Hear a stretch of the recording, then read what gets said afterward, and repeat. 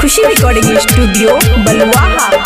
दीदी के नहीं जाइबो शहर सा बाजार लफुआ छोरा सब लाइन लाग हमारे। दीदी के नहीं जाइबो शहर सा बाजार लफुआ छोरा सब लाइन लाग हमारे। दीदी के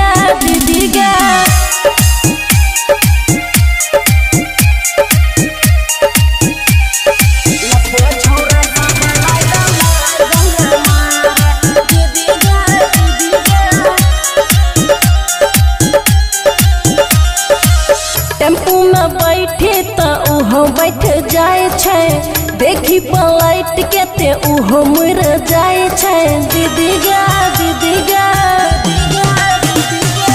टेम्पू में बैठी तो उहो बैठ जाए छे, देखी पलट के तो पीछे मर जाए छे। देखी पलट के तो पीछे मर जाए छे। दीदी के नहीं जाइबो दरभंगा बाजार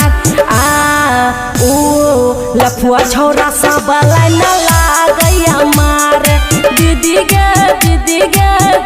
के नहीं जाइबो शहर सा बाजार लफुआ छोरा लाइन लाग हमारे। दीदी गा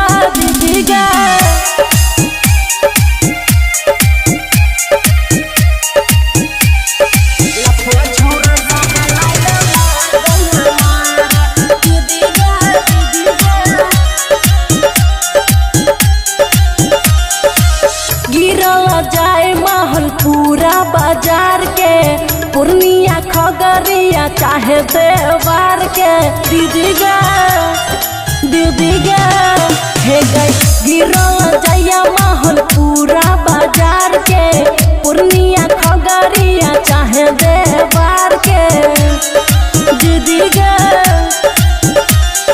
दीदी के नहीं जाइबो मधेपुरा बाजार लफुआ छोरा सब लाइन लाग हमारे। दीदी के नहीं जाइबो मधेपुरा बाजार लफुआ छोरा सब लाइन लाग हमारे। दीदी गा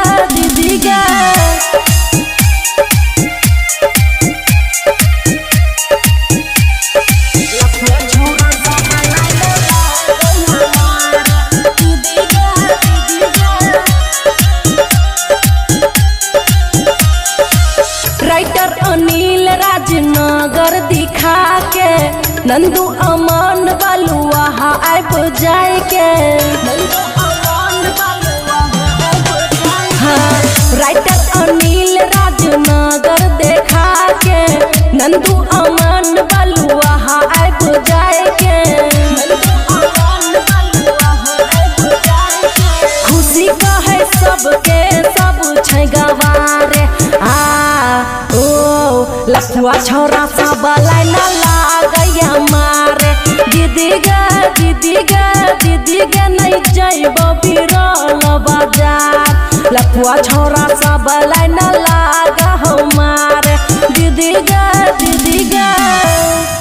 खुशी रिकॉर्डिंग स्टूडियो बलुआहा।